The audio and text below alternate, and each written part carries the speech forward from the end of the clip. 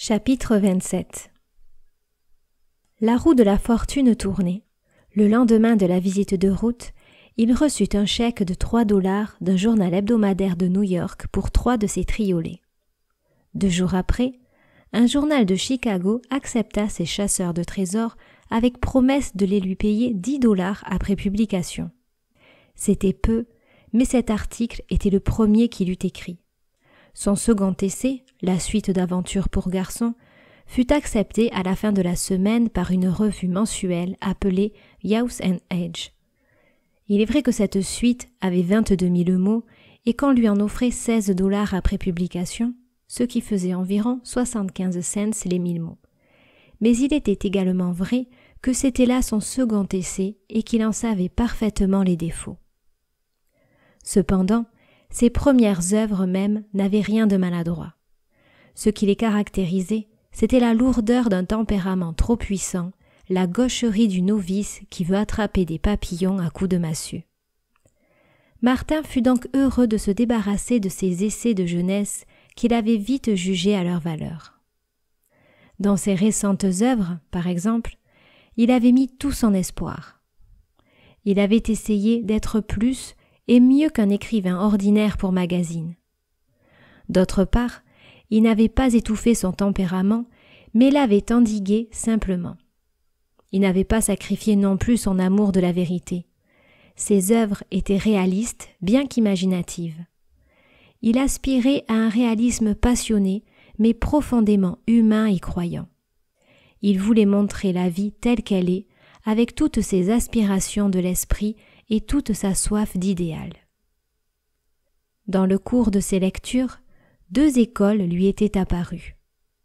L'une faisait de l'homme un dieu ignorant son origine terrestre, l'autre en faisait un tas de boue qui ignorait son essence céleste et ses possibilités divines.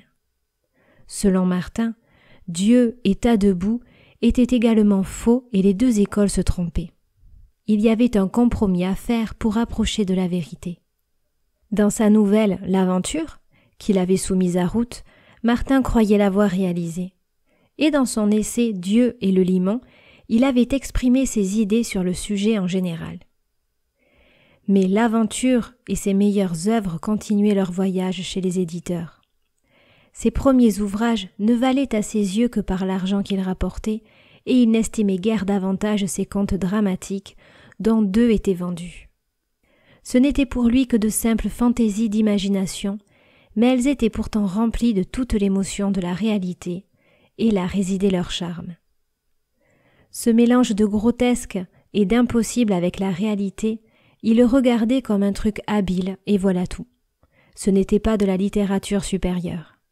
Il y avait de l'art, certes, mais de l'art sans valeur, puisqu'il ne dérivait pas d'une source humaine.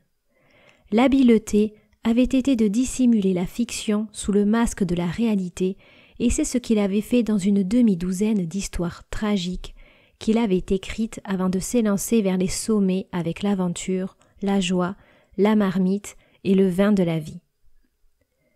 Les $3 qu'il reçut pour les triolets lui servirent à vivre d'une façon précaire jusqu'à l'arrivée du chèque de la White Mouse. Il toucha le premier chez le méfiant épicier portugais, lui donna $1 d'acompte et divisa les 2 autres dollars entre le boulanger et le fruitier. Il ne put encore se payer de la viande et ses menus se simplifiaient de plus en plus quand le chèque de la White Mouse arriva. Il hésita sur la façon de l'encaisser. S'il n'avait jamais pénétré dans une banque, il y avait encore moins fait d'affaires et l'enfantin et naïf désir le hantait d'entrer dans une des grandes banques d'Auckland pour y toucher son chèque de $40. D'autre part, le plus ordinaire bon sens lui commandait de le toucher chez son épicier, ce qui procurerait une impression capable certainement d'augmenter son crédit à l'avenir. À contre-cœur, Martin céda aux objurgations de ce fournisseur, lui paya sa note complète et reçut en retour une poignée d'espèces sonnantes et trébuchantes. Il paya également ses autres dettes, dégagea complet et bicyclette, donna 1 mois d'avance pour la machine à écrire et à Maria ce qui lui devait, plus 1 mois d'avance. Il lui resta en poche $3 pour les dépenses imprévues. En soi, Cette petite somme représentait une fortune. Dès qu'il eut son complet, il alla voir Ruth et en chemin ne put s'empêcher d'agiter sa poche afin d'attendre teinter son trésor. Ça faisait si longtemps qu'il n'avait pas eu d'argent que, pareil à un homme qui a failli mourir de faim et couve des yeux la nourriture qu'il ne peut plus consommer, il avait besoin de sentir dans sa main ces quelques pièces. Il n'était cependant ni avare ni mesquin, mais cet argent signifiait pour lui autre chose que des dollars et des cents. Il signifiait le succès, et les aigles gravés sur ces pièces étaient autant de victoires ailées. Il en arriva à penser que le monde était vraiment admirable. Pendant des semaines, il avait trouvé bien triste, bien sombre. Mais à présent, avec toutes ses dettes payées, 3 dollars tintant dans sa poche et la certitude du succès, le soleil lui semblait resplendissant et même l'averse qui le trempa en un clin d'œil lui parut charmante. Pendant qu'il mourait de faim, il pensait constamment aux millions d'êtres qui, de par le monde, mouraient de faim comme lui. Aujourd'hui, qu'il était rassasié, il les oublia. Mais comme il était amoureux, il pensa aux innombrables amoureux et les motifs de poèmes d'amour s'imposèrent à son esprit.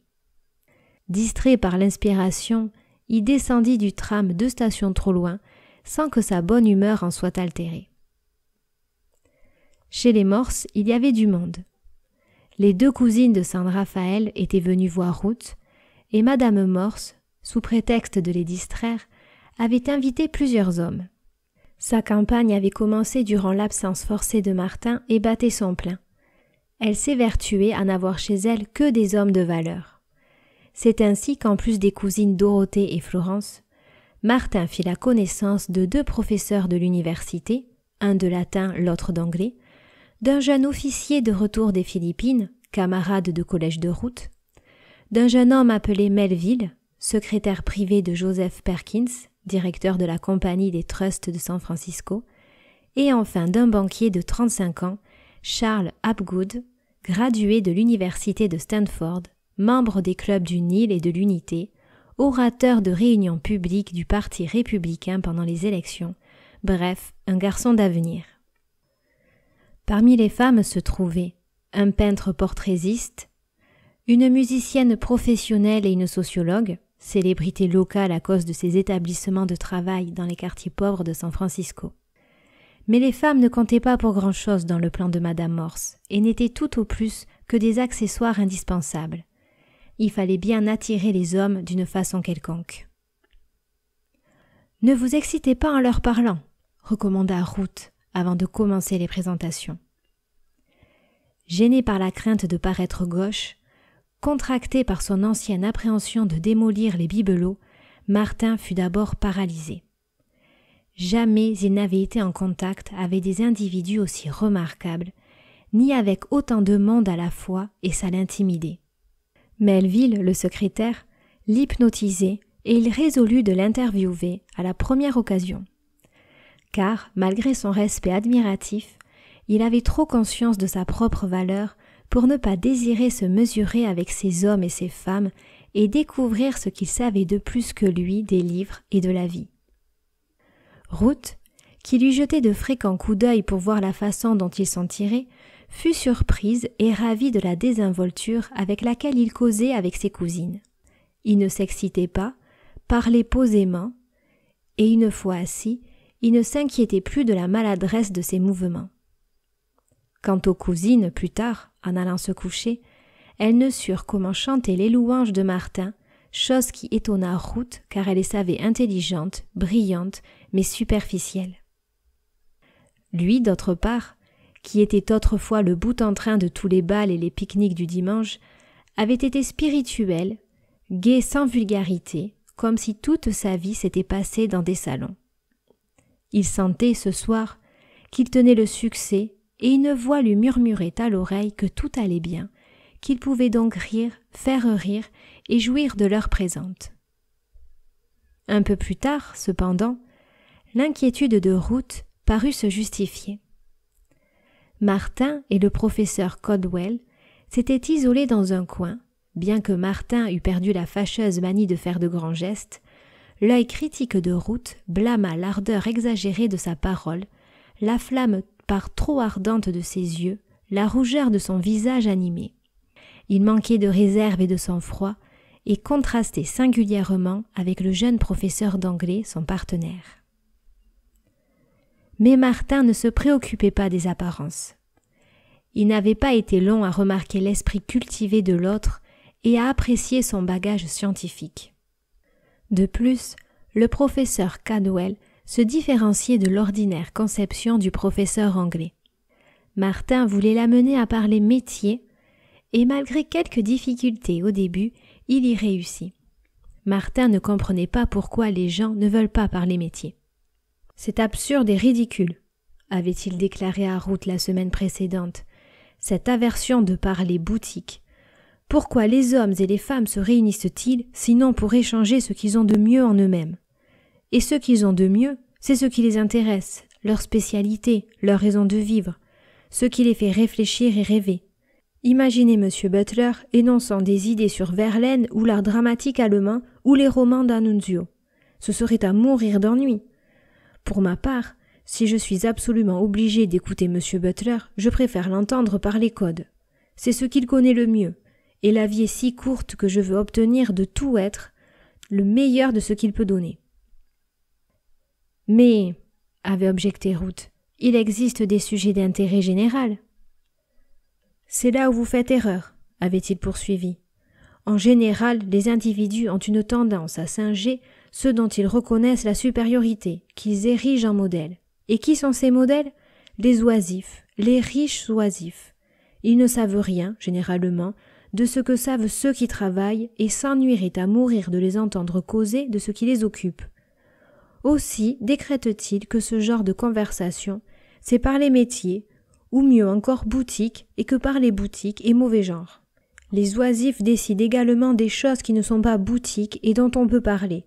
Le dernier opéra, le livre du jour, le jeu, le billard, les cocktails, les voitures, les réunions hippiques, la pêche à la truite, les chasses aux grands fauves, le yachting, etc. Car, notez bien, ces sujets-là, les oisifs les connaissent. En somme, c'est leur façon à eux de parler boutique. Et ce qu'il y a de plus drôle, c'est que beaucoup de gens intelligents, et tous ceux qui font semblant de l'être, permettent aux oisifs de leur imposer la loi.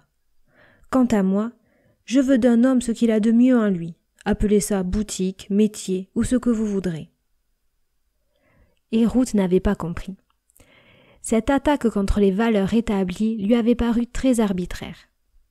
Donc Martin, communiquant au professeur Caldwell un peu de sa propre intensité, l'avait forcé à exprimer ses idées. En passant près d'eux, Ruth entendit Martin qui disait « Sûrement, vous ne professez pas de telles hérésies à l'université californienne. » Le professeur Caldwell haussa les épaules. « La fable de l'honnête contribuable et du politicien, vous comprenez? Sacramento distribue les emplois et c'est pourquoi nous donnons notre approbation à Sacramento, où le conseil d'administration des régents tient la presse de notre parti, ou même la presse des deux partis. » C'est clair. Mais vous-même, insista Martin, vous devez être comme un poisson sur le sable. Il y en a peu de mon espèce dans la mare universitaire.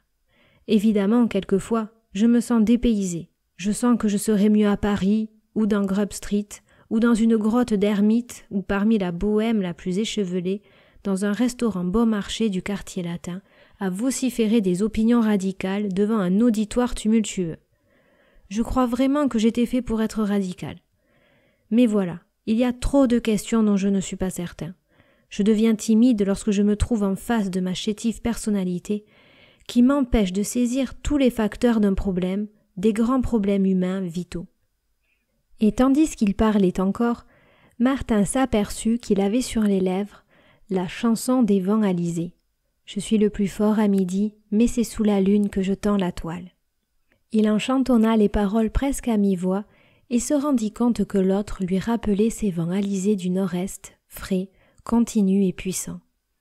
Il était impartial, on pouvait compter sur lui, et il avait en lui une sorte de réserve qui en imposait. Martin eut l'impression qu'il ne révélait jamais sa pensée entière, Comme il avait souvent eu l'impression que les alizés ne soufflent jamais tout ce qu'ils peuvent, mais gardent toujours des réserves de force inemployées. Le pouvoir imaginatif de Martin était aussi puissant que jamais. Quoi qu'il arrive, il se présentait à son cerveau des associations d'antithèses ou de similitudes qui s'exprimaient presque toujours en vision d'une façon automatique. De même que le visage de Ruth jalouse lui avait rappelé une bourrasque polaire au clair de lune, de même le professeur Cadwell lui fit revoir les vents alizés fouettant la blanche écume des vagues d'une mer pourprée. De même, à tous ces moments, évoqués par un mot, une phrase, de nouvelles visions lui apparaissaient, sans pour cela rompre le fil de ses sensations actuelles, en les classant au contraire, en les identifiant avec les actions ou les faits du passé. Tout en écoutant l'élocution élégante du professeur, sa conversation d'homme intelligent, lettré, Martin continuait à se voir dans le passé. Il se vit jeune, coiffé d'un Stetson rejeté en arrière, en par-dessus court, large des épaules, se dandinant légèrement, conscient de représenter le plus parfait type du dur. Il ne chercha pas à pallier le fait ni à l'excuser. À une certaine époque de sa vie, il n'avait été qu'un vaurien quelconque, chef d'une bande qui mettait la police sur les dents et terrorisait les honnêtes ménagères. Son idéal avait changé depuis. Il embrassa d'un coup d'œil l'assemblée élégante, bien élevée, respira profondément cette atmosphère raffinée et vit en même temps le spectre de son adolescence traverser le salon en se dandinant et venir causer avec le professeur Cadwell. Après tout, il n'avait pas trouvé jusqu'à présent d'endroit où se fixer définitivement. Il s'était adapté partout, avait plu partout et à tout le monde à cause de sa facilité au travail et au jeu, de sa volonté de faire valoir ses droits qui commandaient le respect. Mais jamais il n'avait pris racine. Il s'était adapté suffisamment pour satisfaire les autres, mais non pour se satisfaire lui-même. Partout un sentiment d'inquiétude l'avait poursuivi, partout une voix l'avait appelé ailleurs, et il avait erré à travers la vie, mécontent, jusqu'au jour où il avait trouvé les livres, l'art et l'amour. Et voici qu'il était là, au milieu de ce salon, le seul de ses camarades d'antan qui ait pu se rendre digne d'être reçu chez les Morse. Toutes ces réflexions ne l'empêchaient pas de suivre attentivement la parole du professeur Cadwell et de remarquer le vaste champ de ses connaissances. De temps en temps, il découvrait, au cours de la conversation, d'énormes lacunes dans son instruction, des sujets entiers qui lui étaient étrangers. Pourtant, il vit qu'il possédait, grâce à Spencer, les contours des connaissances générales. Remplir ces contours n'était qu'une question de temps. Donc attention, se dit-il, tout le monde sur le pont. Il eut le sentiment d'être assis, attentif et adorant aux pieds du professeur. Puis soudain, il crut discerner un point faible dans les jugements énoncés, mais fugace, à peine perceptible. Il en conclut aussitôt à leur égalité intellectuelle. Ruth revint dans leur parage, juste au moment où Martin se mit à parler.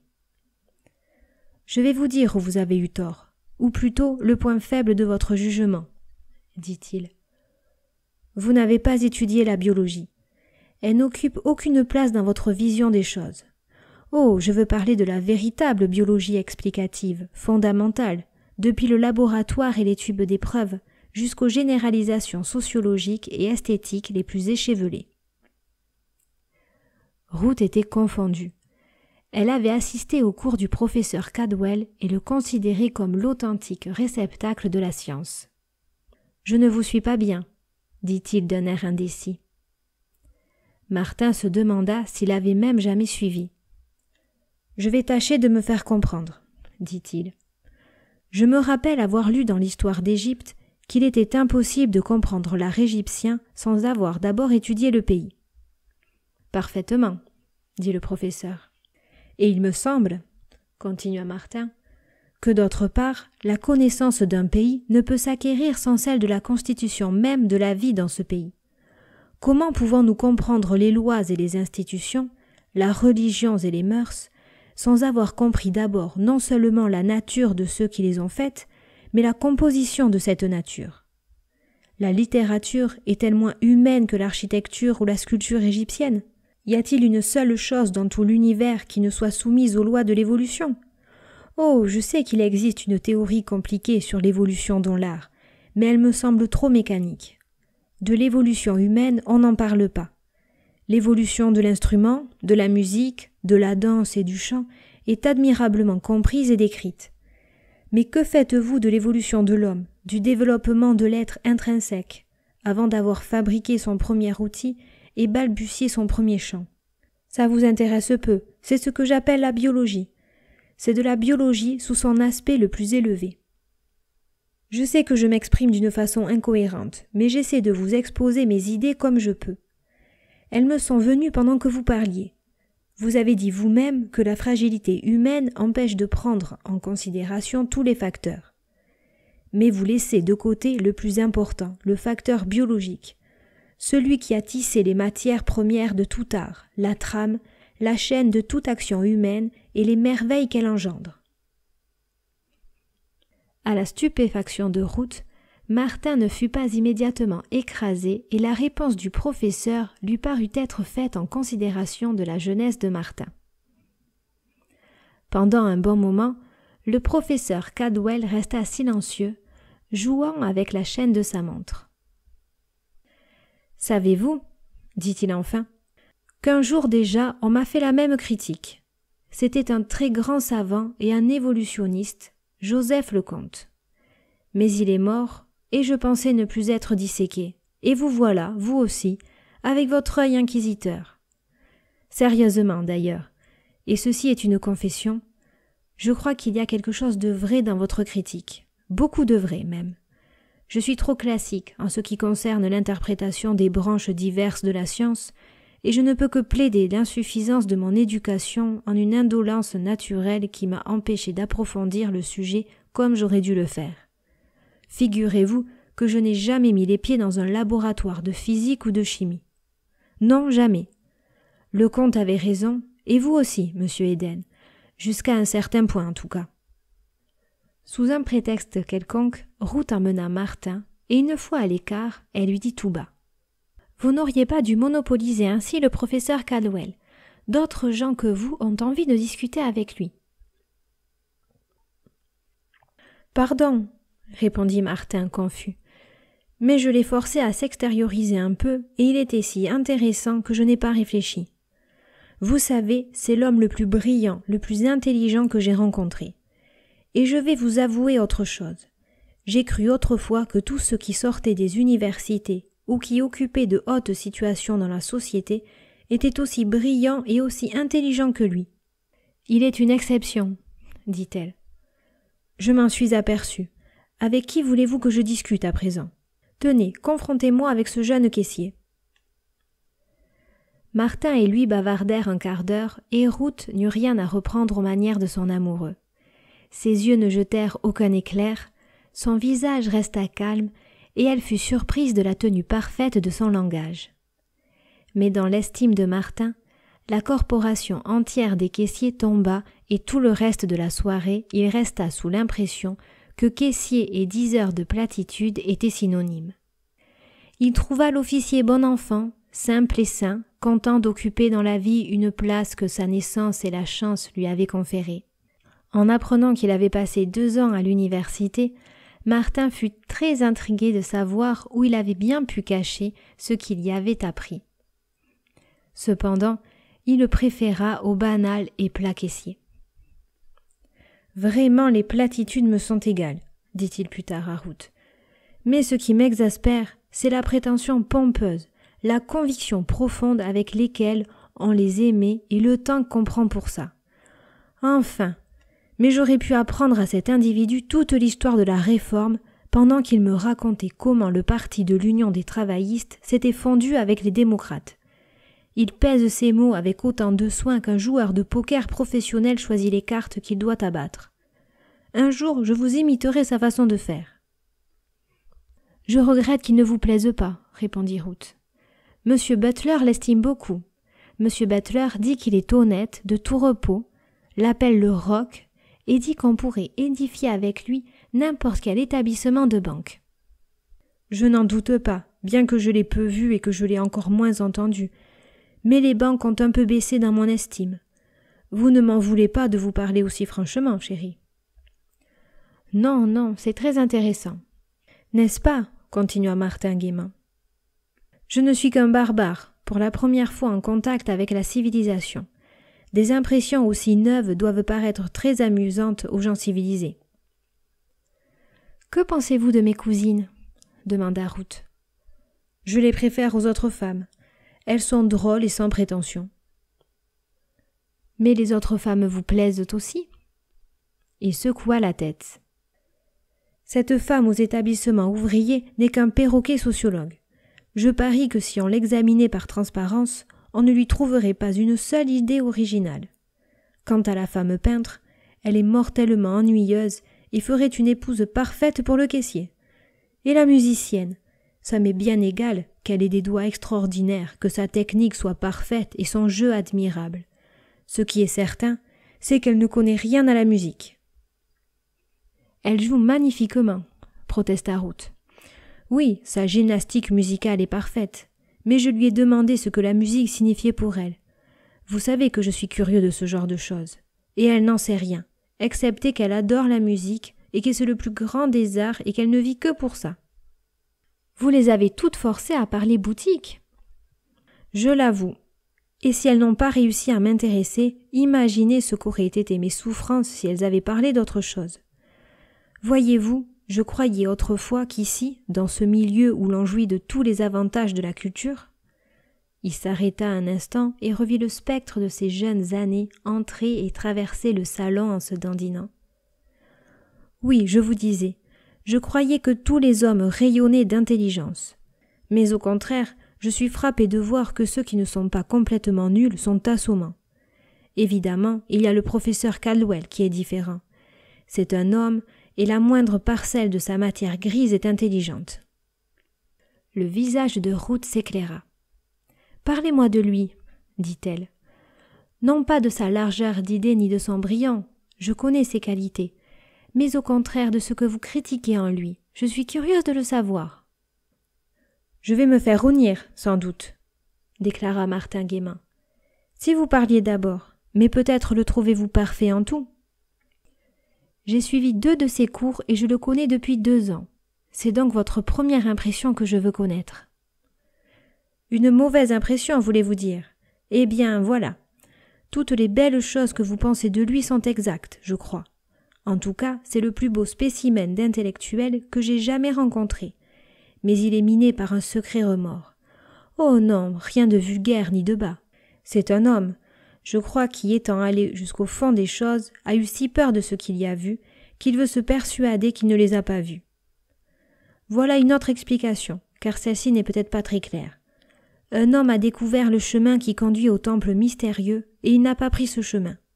Il a peut-être aperçu le fronton rayonnant et tâche de se convaincre qu'un mirage l'a trompé. Voulez-vous encore une autre explication? Un homme aurait pu accomplir de belles choses, mais il ne leur a pas accordé d'importance, et depuis, dans le plus profond de son cœur, il regrette de ne pas les avoir faites. Lui qui s'était moqué des récompenses possibles, il épleure amèrement ces récompenses, et pleure aussi de s'être frustré de la joie de l'action. « Je ne le vois pas du tout de cette façon, dit-elle, et d'ailleurs, je ne comprends pas bien ce que vous voulez dire. » Ce n'est qu'une vague impression qui ne repose sur rien, atténua Martin. C'est une impression seulement, peut-être fausse. Vous le connaissez sûrement mieux que moi.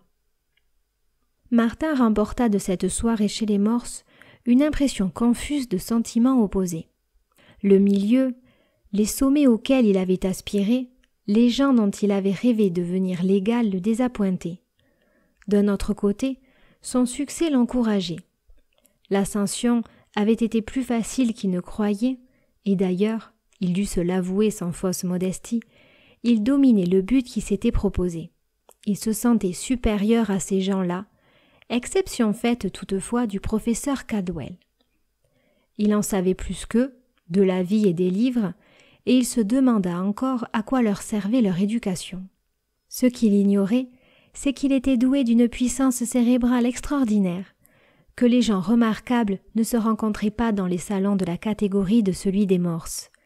Et il était loin de se douter que les êtres remarquables sont semblables aux grands aigles solitaires qui planent très haut dans l'azur, au-dessus de la terre et de sa banalité moutonnière. Chapitre 28. Mais le succès, encore une fois, délaissait Martin. Aucun de ses messagers ne venait plus frapper à sa porte. Durant 25 jours, dimanche et fête compris, il travailla, la honte du soleil, long essai d'environ 30 000 mots, où il attaquait délibérément le mysticisme de l'école de Maeterlinck. Il se plaçait au point de vue de la science positive contre les chasseurs de chimères, mais en admettant cependant tout l'idéal, tout le rêve compatible avec les faits prouvés. Un peu plus tard, il continua ses attaques avec 2 courts essais, les chasseurs de chimères et la mesure du moi. Et les voyages, aller et retour, de revue en revue, recommencèrent. Pendant les 25 jours passés sur la honte du soleil, il vendit quelques bêtises journalistiques pour la somme de 6,50 $. Un bourrimé lui rapporta 50 cents, un autre $1. 2 poèmes humoristiques lui valurent respectivement 2 et 3 $. Puis, ayant épuisé son crédit chez les fournisseurs, bien qu'il eût fait monter jusqu'à 5 $ chez l'épicier, la bicyclette et le complet retournèrent au mont-de-piété. L'agence de machines à écrire recommença ses réclamations, insistant sur cette clause du contrat que la location était payable d'avance. Encouragé par ses petits profits, Martin continua le gros ouvrage. Peut-être était-ce un gagne-pain, après tout. Les 20 nouvelles refusées par le syndicat des nouvellistes gisaient sous la table. Il les relut, afin de voir comment il ne fallait pas écrire et découvrit ainsi la formule parfaite. Une nouvelle pour les journaux ne doit jamais avoir une fin malheureuse, ne doit jamais contenir aucune beauté de style, aucune pensée subtile, aucune véritable délicatesse de sentiment. Cependant, elle doit être remplie de beaux et nobles sentiments, de ceux qui l'applaudissaient tout jeune du haut du poulailler, de l'acabit du « pour Dieu, pour la patrie, pour le tsar » et de « je suis pauvre mais honnête ». Ainsi prévenu, Martin consulta la duchesse comme diapason et se mit au travail selon la formule. Cette formule consistait en 3 parties. 1. Un couple d'amoureux sont arrachés l'un de l'autre. 2. Un événement quelconque les réunit. 3. Mariage. Les 2 premières parties pouvaient se varier à l'infini, mais la 3e était immuable.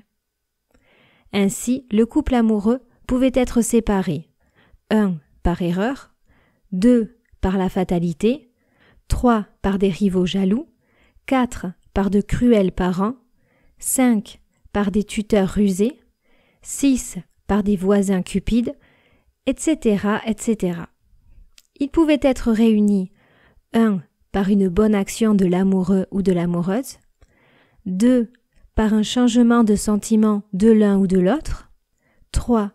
Par la confession volontaire ou forcée du tuteur rusé, du voisin cupide ou du rival jaloux, 4. Par la découverte d'un secret, 5. Par la prise d'assaut du cœur de la jeune fille, 6. Par une abnégation sublime du jeune homme, et ainsi de suite à l'infini. Il était très amusant d'amener la jeune fille à déclarer son amour la première, et Martin découvrit petit à petit d'autres trucs piquants et ingénieux. Mais le ciel pouvait s'ouvrir et la foudre tomber, le mariage final devait se célébrer dans tous les cas. La formule prescrivait 1200 mots au minimum et 1500 au maximum. Avant d'être allé très loin dans cet art, Martin se fit une demi-douzaine de schémas qui consultait toujours avant d'écrire une nouvelle.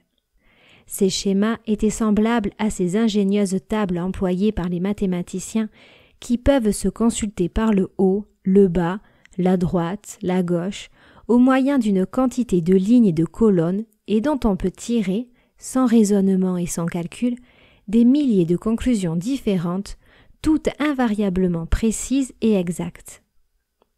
De cette manière, Martin pouvait, à l'aide de ces schémas, en l'espace d'une demi-heure, faire une douzaine de nouvelles qu'il mettait de côté et développait ensuite à son gré. Après une journée de travail sérieux, il en faisait facilement une avant de se coucher. Il avoua même à Ruth plus tard qu'il les écrivait presque en dormant. La construction des schémas seuls exigeait une certaine application d'ailleurs purement mécanique. Il ne se doutait pas de l'excellence de sa formule et comprit enfin la mentalité des éditeurs le jour où il paria, en lui-même, que les 2 premières nouvelles envoyées seraient acceptées. Au bout de 12 jours, on les lui paya 4 $ chacune. Dans l'intervalle, il faisait d'alarmantes découvertes concernant les magazines. Bien que le Transcontinental eût publié L'Appel des cloches, il n'avait envoyé aucun chèque, et comme Martin en avait besoin, il le réclama. Une réponse évasive lui parvint, avec une demande d'autres nouvelles. En attendant cette réponse, pendant 2 jours, il n'avait pas mangé et avait de nouveau engagé sa bicyclette. 2 fois par semaine, régulièrement, il écrivit au Transcontinental, réclamant ses 5 $. De temps en temps, on lui répondait. Il ignorait que le Transcontinental végétait depuis quelques années déjà et que ce n'était qu'une revue de 10e ordre, sans base solide, dont le tirage reposait en partie sur de petits chantages, en partie sur des appels patriotiques et dont la publicité consistait surtout en donations charitables. Il ignorait également que le Transcontinental était l'unique gagne-pain du rédacteur et du gérant qui ne pouvaient se tirer d'affaire qu'en ne payant ni leur loyer ni aucune autre facture. Il ne pouvait deviner non plus que les 5 $ qui lui revenaient avaient été employés par le gérant à repeindre sa maison à Alameda, œuvre d'art qu'il accomplissait lui-même le dimanche, parce qu'il lui manquait de quoi payer un peintre, et aussi parce que le barbouilleur qui l'avait convoqué, s'étant laissé choir du haut de son échelle, s'était cassé la clavicule. Les 10 $ des chasseurs de chimères vendus au journal de Chicago ne vinrent pas non plus. L'article avait été publié ainsi qu'il s'en convainquit à la salle de lecture centrale, mais l'éditeur demeura sourd à toute réclamation. Ces lettres furent ignorées simplement, bien que plusieurs fussent recommandées. C'était du vol, ni plus ni moins, conclut-il, un vol cynique. Pendant qu'il mourait de faim, on lui volait sa marchandise, dont la vente constituait son unique gagne-pain. Youth and Edge était une revue hebdomadaire. À peine eut-elle publié les 2/3 de sa série de 21 000 mots qu'elle fit faillite et avec elle s'évanouit son espoir de toucher ses 16 $. Pour comble de malheur, la marmite, qu'il jugeait une de ses meilleures œuvres, se perdit. Désespéré, ne sachant plus où s'adresser, il avait fini par l'envoyer au Billow, hebdomadaire mondain de San Francisco. Comme d'Auckland, il n'y avait que la baie à traverser, la réponse au moins serait rapide. 2 semaines plus tard, il bondit de joie en voyant, dans le dernier numéro paru, son histoire en entier, illustrée et à la place d'honneur. Il rentra ravi en se demandant combien on lui donnerait de son œuvre la meilleure. La promptitude avec laquelle on l'avait publiée était de bon augure. Que l'éditeur ne l'en ait pas informé rendait sa surprise plus complète encore. Après avoir attendu 8 jours, l'impatience l'emporta sur la timidité et il écrivit à l'éditeur du Billow que, sans doute par erreur, on avait négligé de régler son petit compte. « Même si ce n'est que 5 $, se dit Martin, les haricots et les pois cassés que je pourrai m'acheter me permettront d'en écrire une demi-douzaine d'autres, peut-être aussi bonnes. » La lettre que l'éditeur lui écrivit provoqua, par son froid cynisme, l'admiration de Martin. « Nous vous remercions, disait-il, de votre excellente collaboration. Votre article nous a beaucoup plu et, comme vous voyez, nous lui avons donné la place d'honneur et l'avons publié immédiatement. Nous espérons que les illustrations sont à votre goût. En relisant votre lettre, il nous semble qu'il y a un malentendu dans votre façon de comprendre les usages de notre journal. Nous n'avons pas l'habitude de payer les manuscrits que nous n'avons pas sollicités, et tel est le cas pour le vôtre. Nous pensions, bien entendu, que vous étiez au courant de nos principes. Nous regrettons vivement ce fâcheux malentendu. Nous vous remercions encore de votre aimable contribution, et dans l'espoir que vous nous ferez parvenir d'autres articles, nous vous prions, etc., etc. Dans le post-scriptum, il était ajouté que, bien que le Bilot ne fasse pas de service gratuit, il se ferait un plaisir de l'abonner gratuitement pour l'année suivante. Instruit par cette expérience, Martin ne manqua plus d'imprimer sur la première feuille de chacun de ses manuscrits « Accepté au tarif habituel ».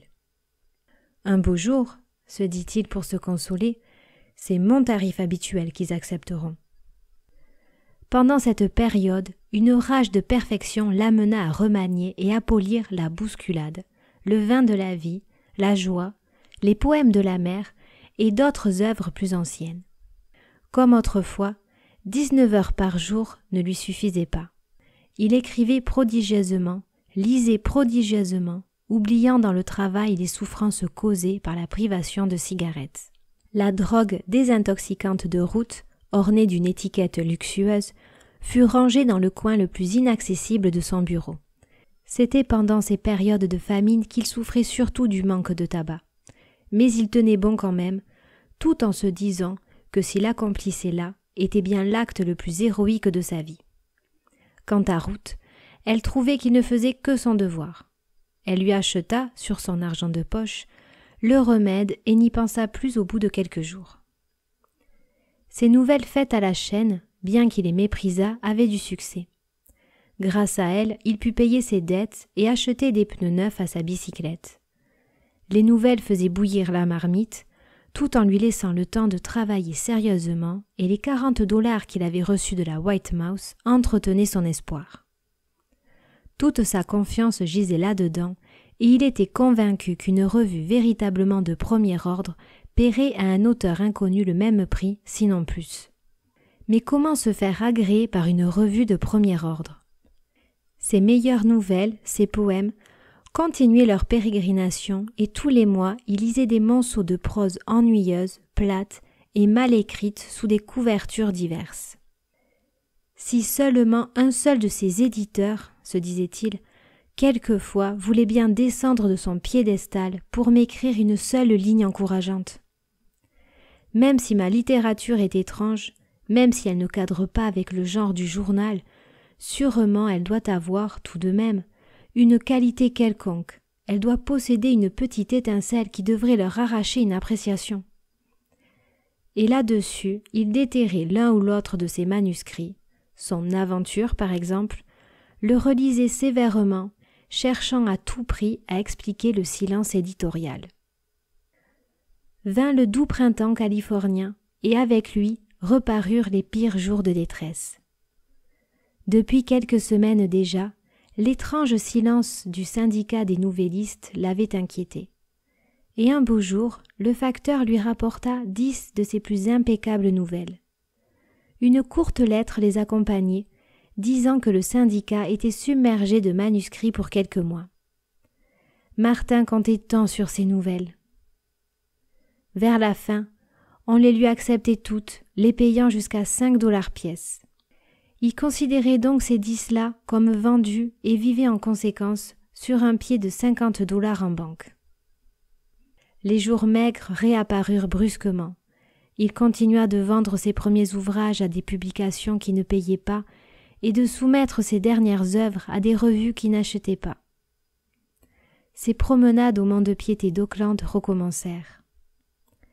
Quelques bourrimés et plusieurs poèmes humoristiques publiés dans des hebdomadaires de New York parvenaient à le faire vivre misérablement. Ce fut à cette époque qu'il écrivit à plusieurs publications mensuelles et hebdomadaires pour avoir quelques renseignements. On lui apprit que les articles non sollicités étaient rarement acceptés et que la plupart étaient demandés à des spécialistes connus qui faisaient autorité en ces matières.